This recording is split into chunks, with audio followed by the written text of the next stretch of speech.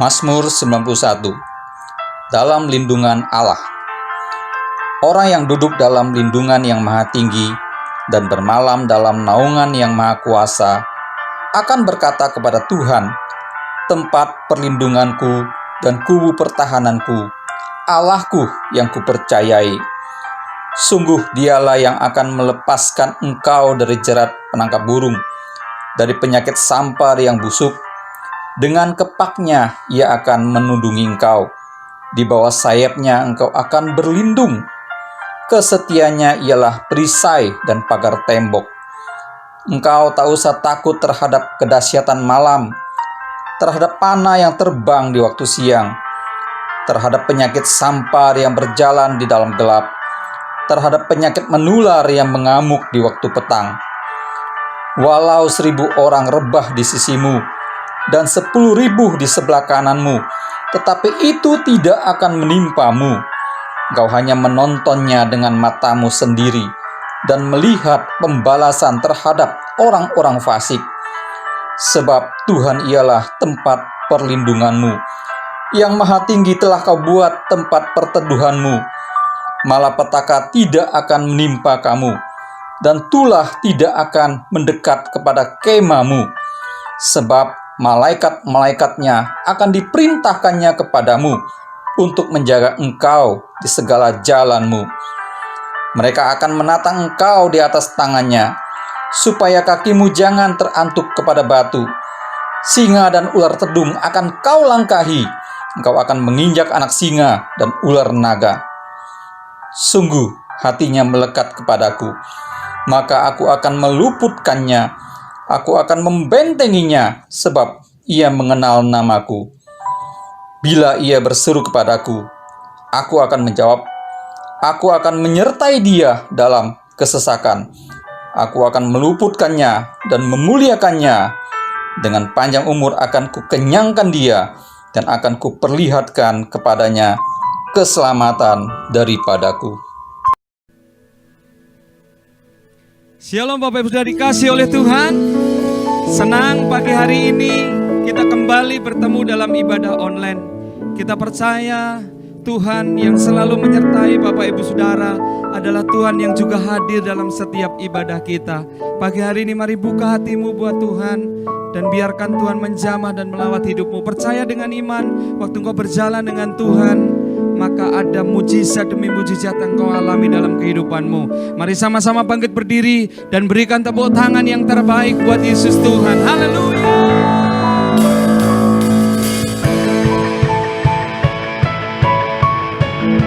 Mari tepuk tangan sama-sama buat Tuhan kita.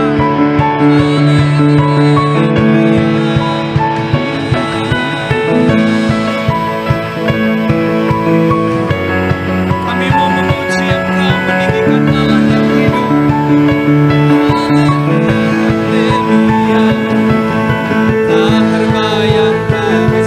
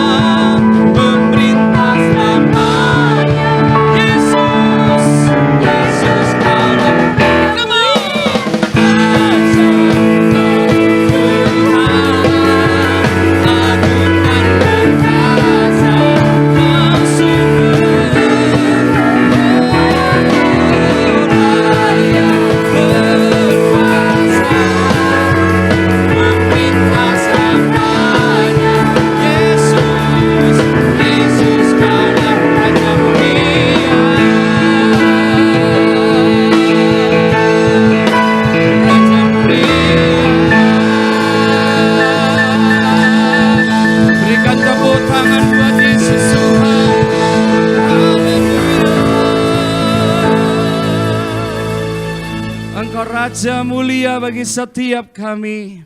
Kami sangat menikmati Engkau melawat setiap anak-anak-Mu pagi hari ini. Biarkan kami menikmati Engkau. Kami menikmati hadirat-Mu. Di dalam hadirat-Mu kami boleh memandang wajah-Mu.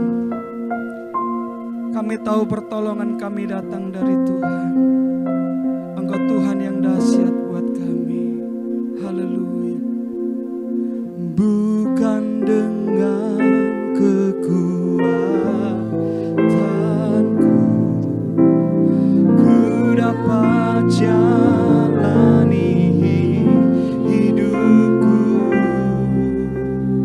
tanpa Tuhan yang di sampingku. Ku tak mampu sendiri.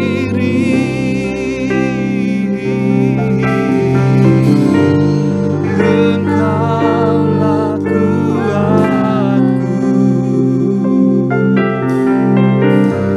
yang menopangku. Ku pandang wajah-Mu dan berseru, pertolongan datang dari-Mu. Peganglah tanganku, jangan lepaskan. Kaulah harapan. Ku pandang wajah-Mu, ku pandang wajah-Mu dan berseru, pertolongan datang dari-Mu. Peganglah tanganku, jangan lepaskan. Kaulah harapan dalam hidupku. Mari katakan dengan sungguh-sungguh di hadapan Tuhan. Bukan dengan kekuatanku, bukan dengan kekuatan ku dapat jalani hidupku. Amin. Tanpa Tuhan, oh, haleluya. Ku tak mampu sendiri. Engkaulah kuatku,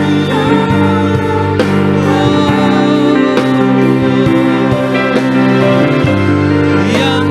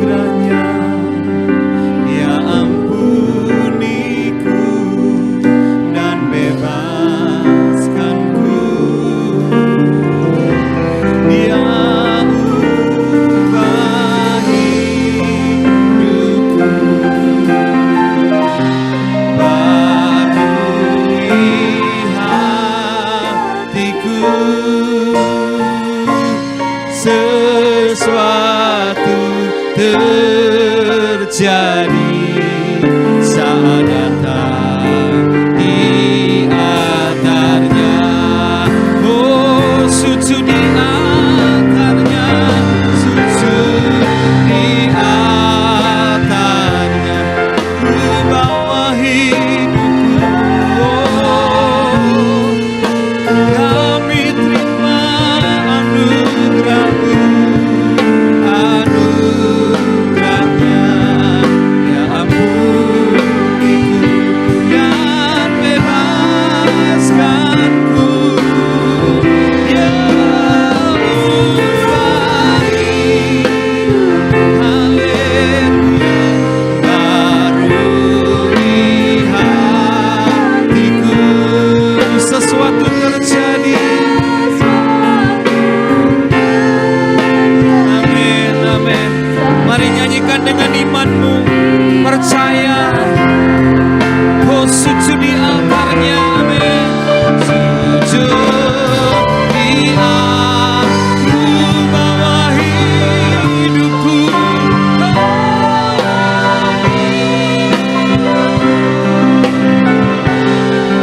Terima anugerahnya, ya ampuniku dan bebaskanku, ya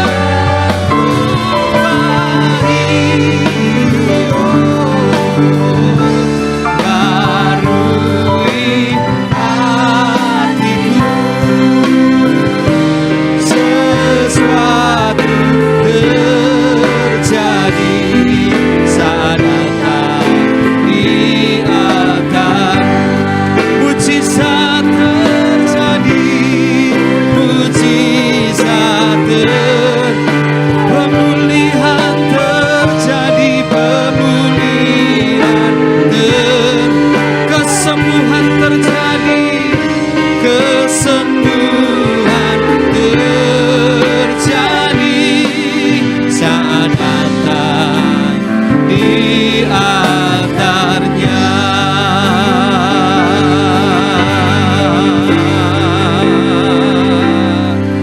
Haleluya.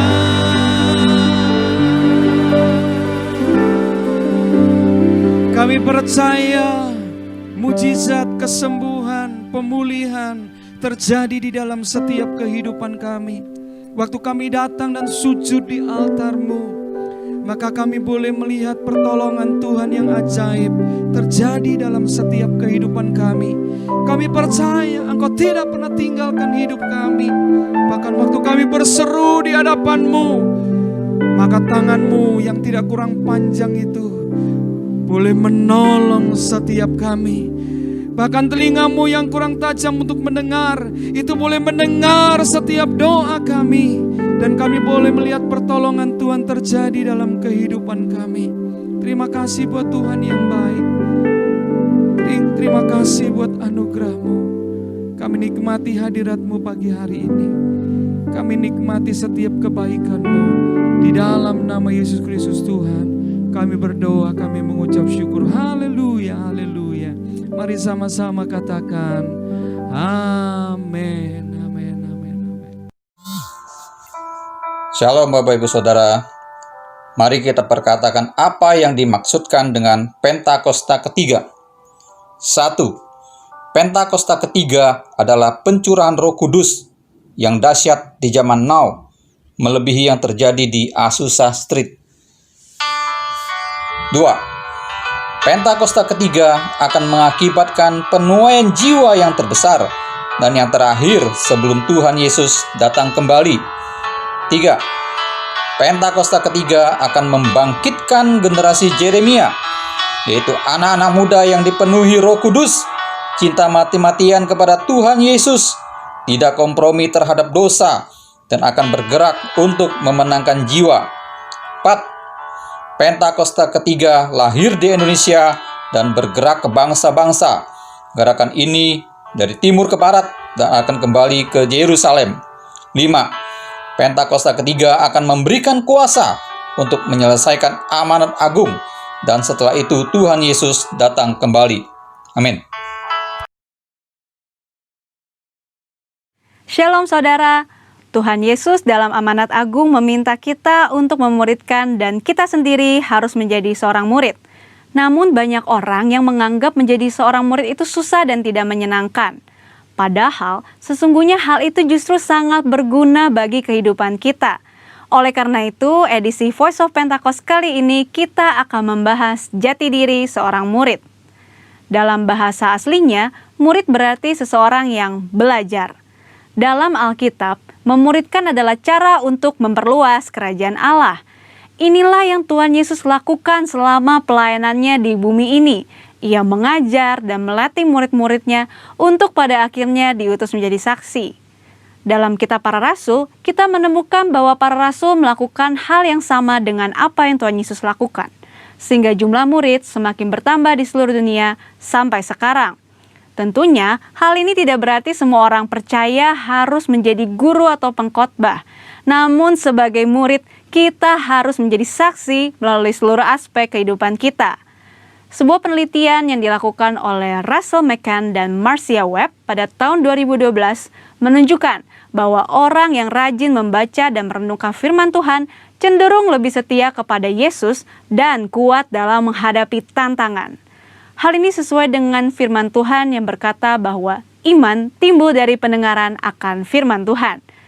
Itulah sebabnya kita harus lebih banyak membaca dan merenungkan firman Tuhan, agar pola pikir dan iman kita lebih kuat dalam menghadapi tantangan dan pergumulan hidup kita. Selain itu, kita juga dihadapkan dengan bahaya pengajaran sesat. Pengajaran sesat merupakan pola serangan iblis sejak di Taman Eden hingga akhir zaman. Karena iblis adalah bapa pendusta dan metodenya adalah dengan tipu muslihat. Untuk menghadapi tipu muslihat iblis adalah dengan pedang roh, yaitu firman Tuhan.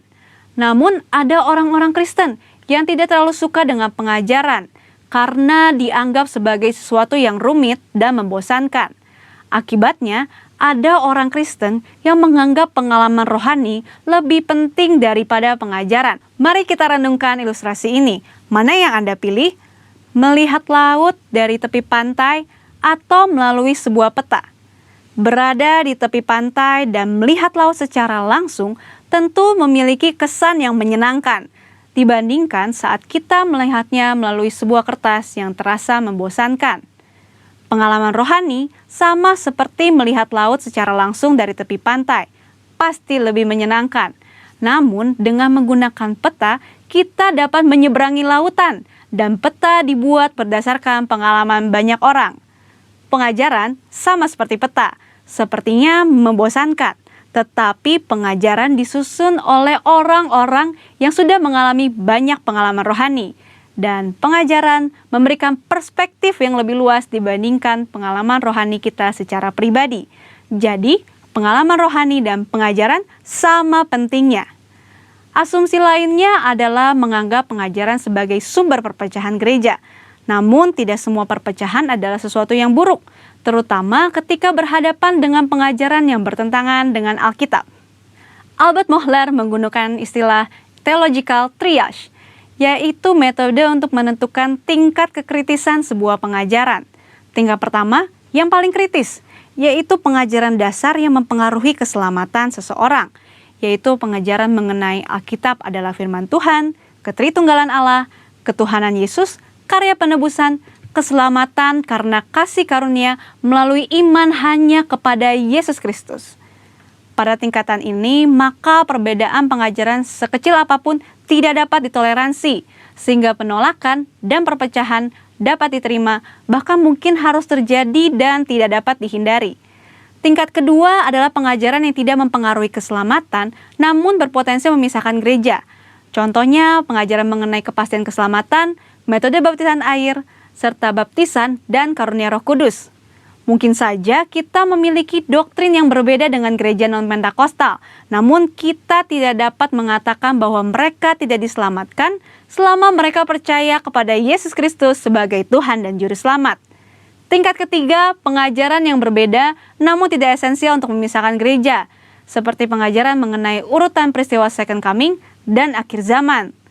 Tanpa mengenali tingkat kekritisan pengajaran ini, maka kemungkinannya perbedaan pengajaran sekecil apapun dapat mengakibatkan perpecahan.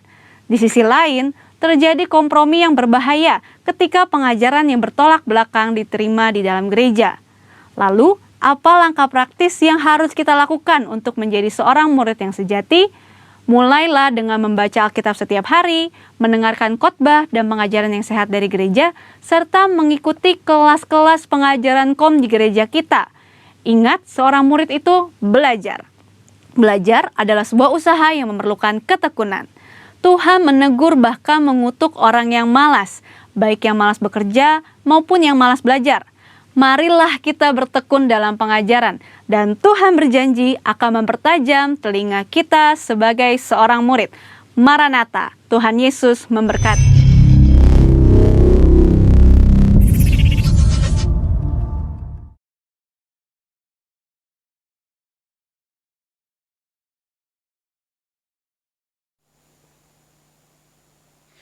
Selamat pagi Bapak Ibu Saudara sekalian, Shalom saudara-saudara dikasihi Tuhan. Kita ketemu lagi pada minggu ini dan kita akan kembali mempelajari firman Tuhan setelah kita dibawa masuk di dalam hadirat Tuhan dengan puji-pujian yang telah kita naikkan tadi.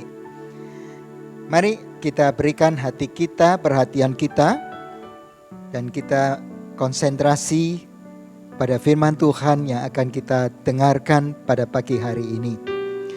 Pagi hari ini saya mau membagikan tema mengenai apa yang Anda beritakan. Minggu yang lalu saya ada menyinggung soal bahwa Allah adalah pengendali sejarah untuk mewujudkan rencananya. Allah memulai dengan bangsa Yahudi atau bangsa Israel untuk menjangkau bangsa-bangsa lain menerima keselamatan yang diprakasainya. Dari satu bangsa ini, Allah mengharapkan dan Allah merencanakan bahwa keselamatan itu akan dibawa ke bangsa-bangsa yang lainnya. Yohanes pasal 14 ayat 6 berkata, Yesus berkata kepada murid-muridnya,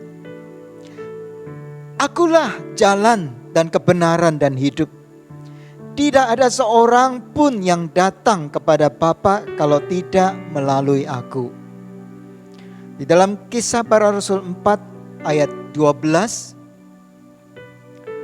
dituliskan di sana, dan keselamatan tidak ada di dalam siapapun juga selain di dalam Dia, itu di dalam Yesus.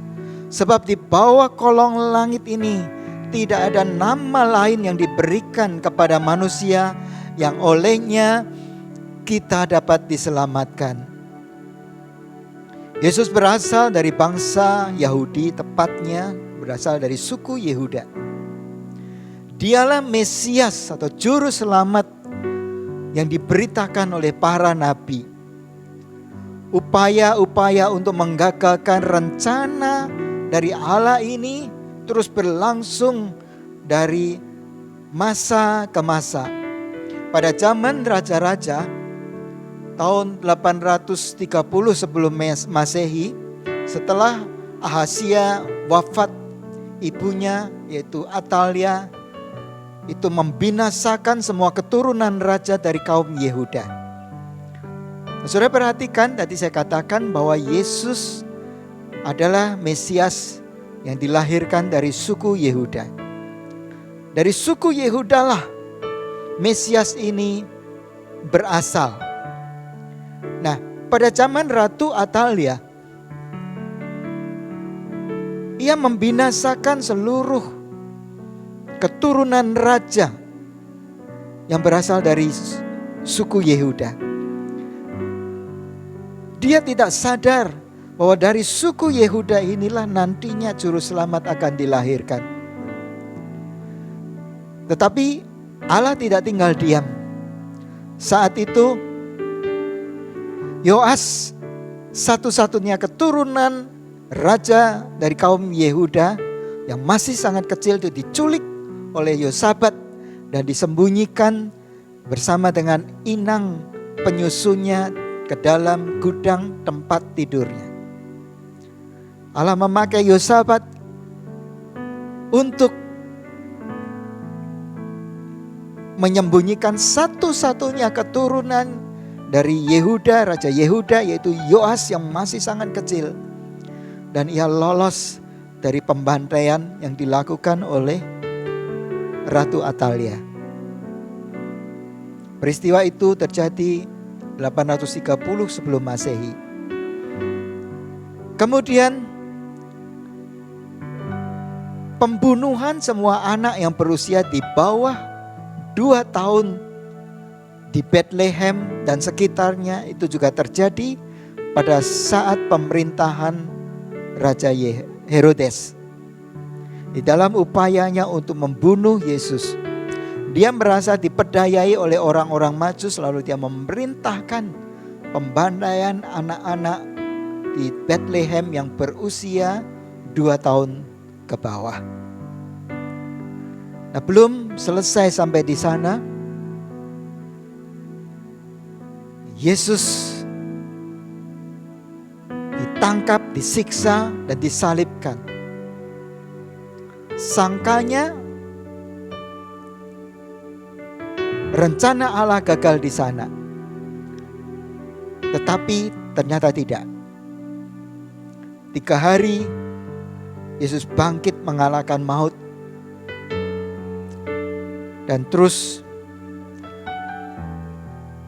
keselamatan itu mulai menyebar ya ke bangsa-bangsa yang lain.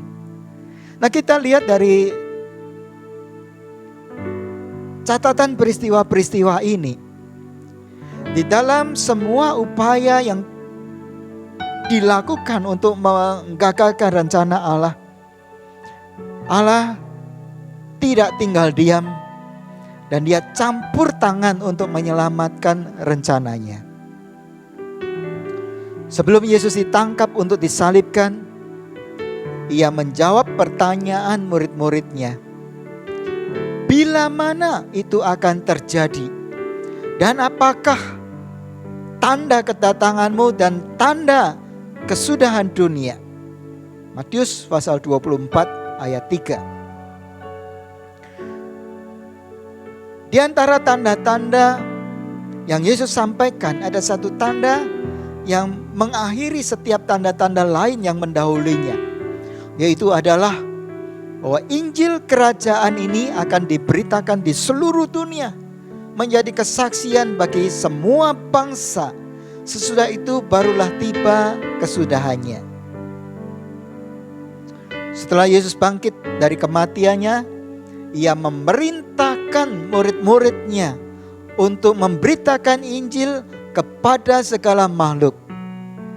Markus pasal 16 ayat 15. Menjelang ia naik ke surga, ia berulang-ulang berbicara kepada murid-muridnya tentang Injil kerajaan Allah. Yesus menegaskan kepada mereka, fokus berita apa yang harus diberitakan oleh murid-muridnya.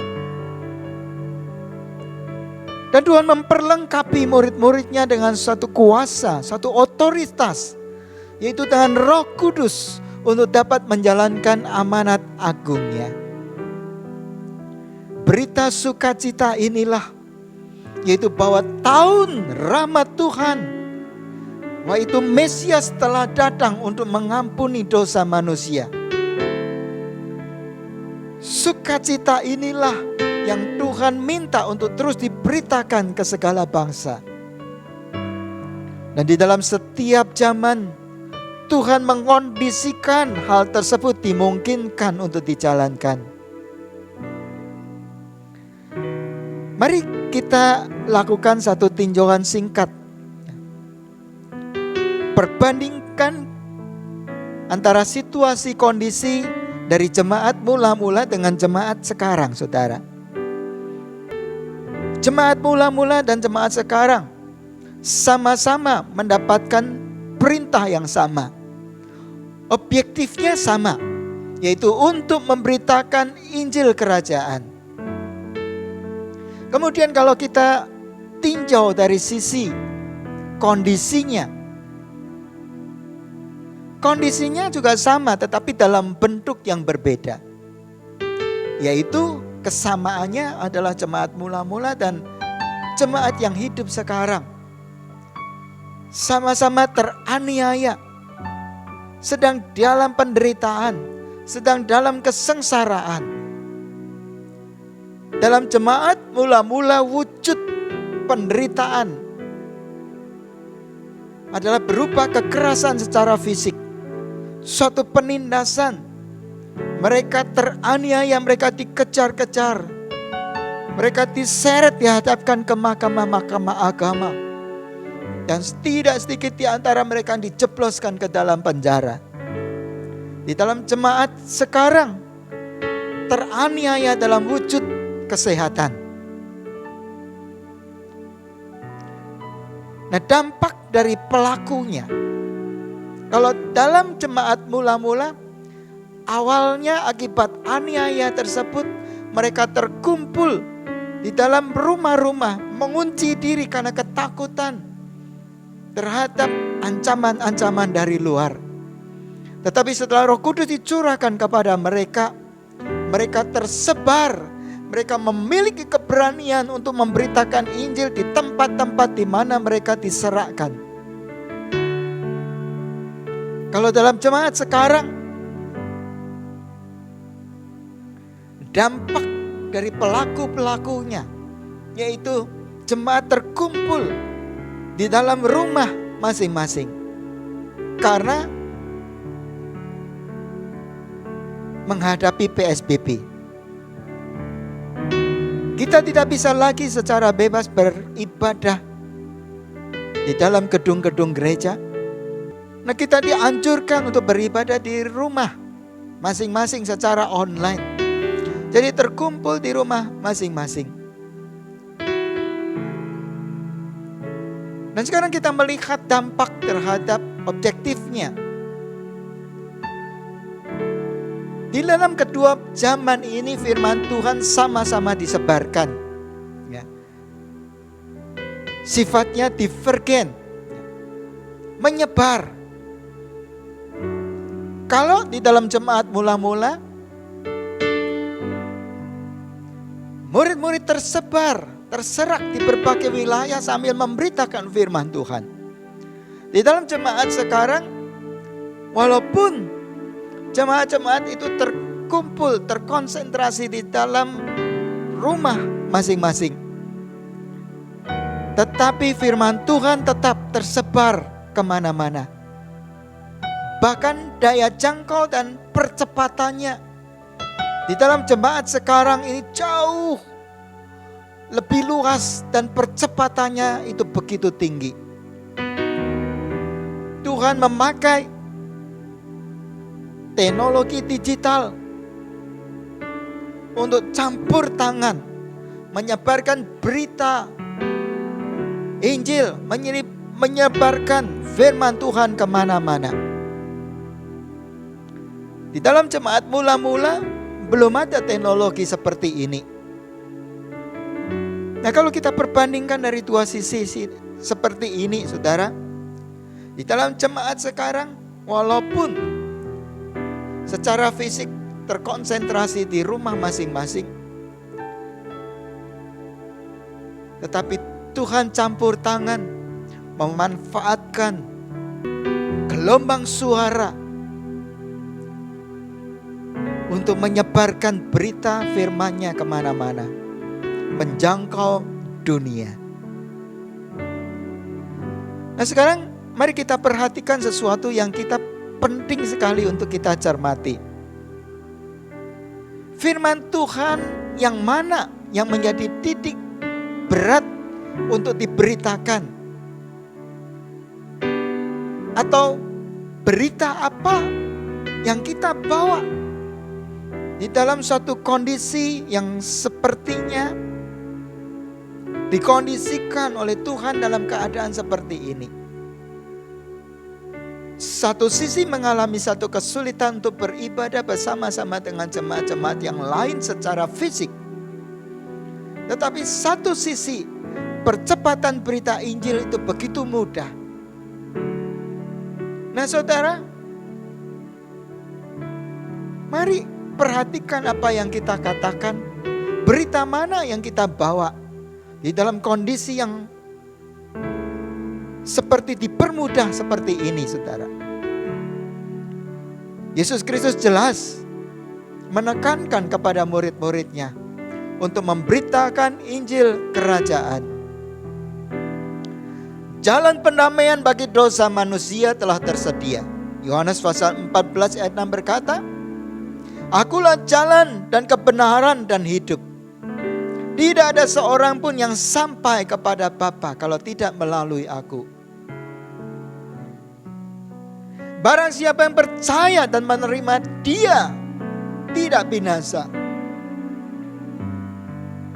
Yohanes pasal 3 ayat 16 berkata, karena begitu besar kasih Allah akan dunia ini, sehingga Ia telah memberikan anaknya yang tunggal, supaya setiap orang percaya kepadanya tidak binasa, melainkan beroleh hidup yang kekal.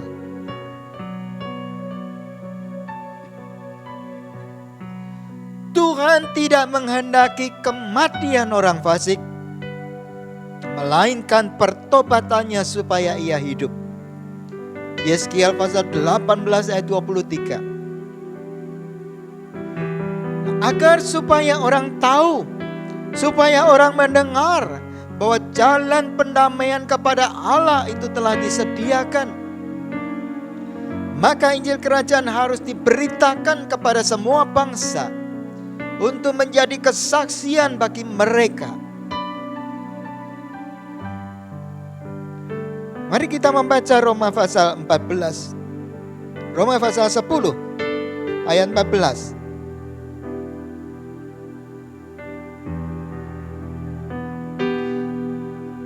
Dikatakan di sana, tetapi bagaimana mereka dapat berseru kepadanya jika mereka tidak percaya kepada Dia? Bagaimana mereka dapat percaya kepada Dia jika mereka tidak mendengar tentang Dia? Bagaimana mereka mendengar tentang Dia jika tidak ada yang memberitakannya?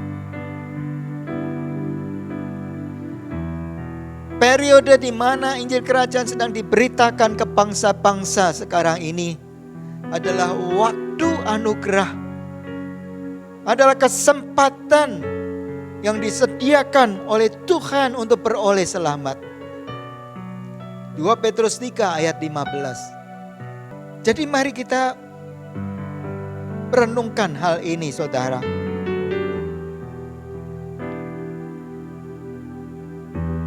Bahwa Tuhan terus mencari orang-orang supaya masuk di dalam keselamatannya.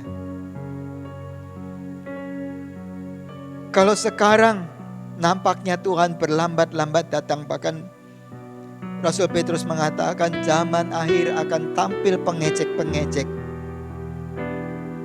yang terus mencemoohkan berita tentang kedatangan Tuhan Yesus. Tapi Rasul Petrus juga berkata itu adalah kesempatan untuk beroleh selamat.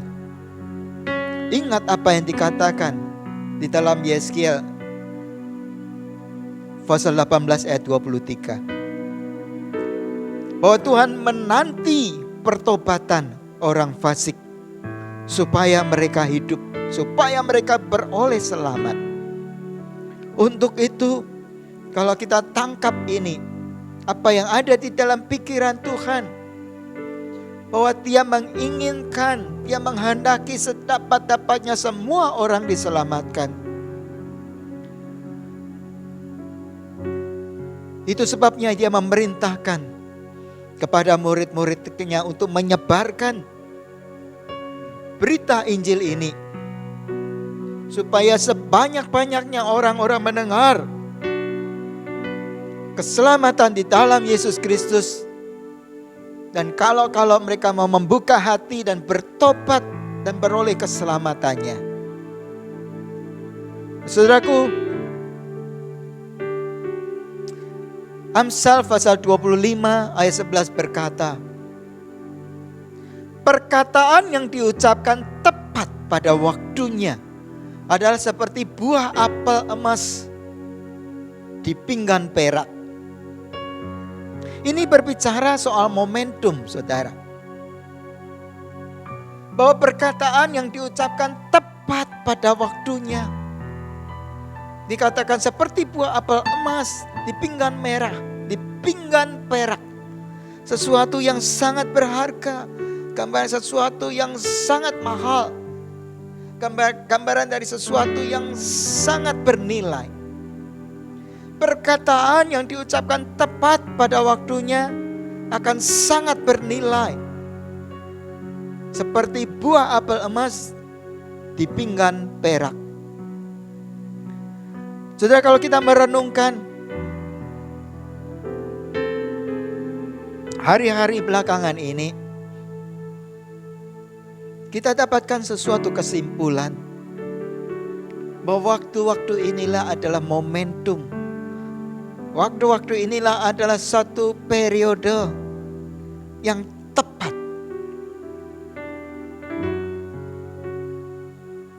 untuk terus firman Allah, untuk Injil kerajaannya diberitakan.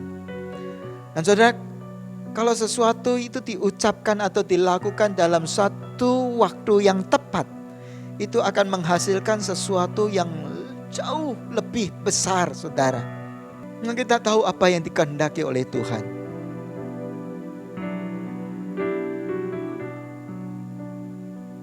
Ia menginginkan keselamatannya itu dapat menjangkau banyak orang. Dan Tuhan mengkondisikan keadaan yang kita alami hari-hari ini sebagai satu waktu yang baik untuk menyemai berita keselamatan di dalam Yesus Kristus kepada banyak orang. Sebab itu saudara, mari kita selektif dengan perkataan kita. Kita selektif dengan apa yang kita ucapkan pada momen yang tercipta sekarang ini. Nah, biar kita mengerti, saudara, untuk menjadi pemberita-pemberita keselamatan di dalam Yesus Kristus yang dipakai oleh Tuhan, supaya apa yang dikehendakinya ini dapat sedapat-dapatnya diterima oleh banyak orang. Mari kita banyak berdoa supaya Tuhan membukakan mata hati pikiran kita dan tidak membiarkan waktu ini berlalu begitu saja. Tetapi biar kita mengerti ini adalah waktu lawatan Tuhan.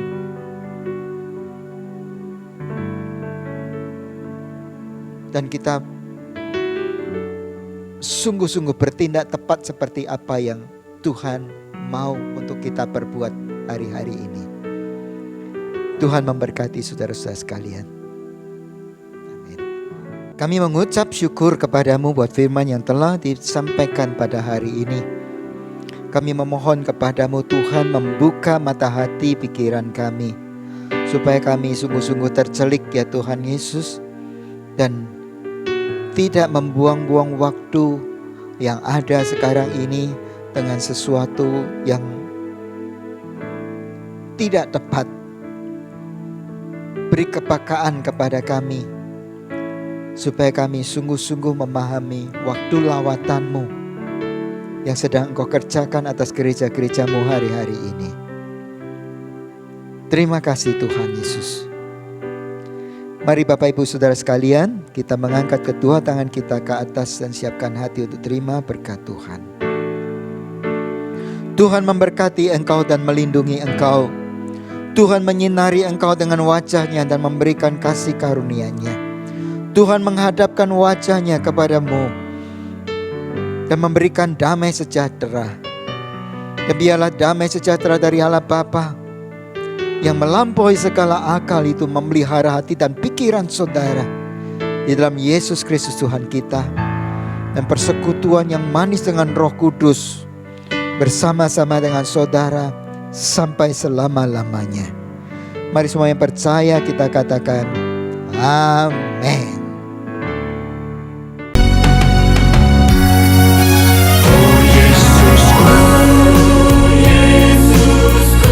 Engkaulah Raja Damai, Kau turun ke dunia,